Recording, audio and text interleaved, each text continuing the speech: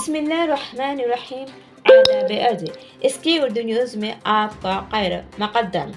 آج کی تازہ خبر، غزہ میں کچھ اقدامات اسرائیل کے لیے ہو سکتے ہیں نقصان دہ، باراک اوباما نے کیا خبردار۔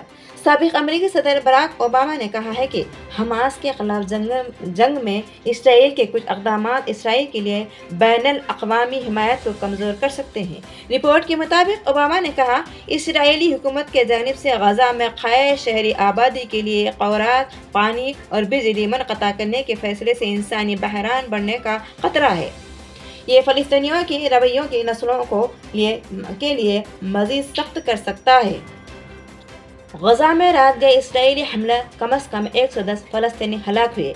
غزہ کے مختلف علاقوں پر رات گئے اسرائیلی حملوں میں خواتین اور بچوں سمیت کم از کم 110 فلسطینی جاں بحق ہو گئے ہیں۔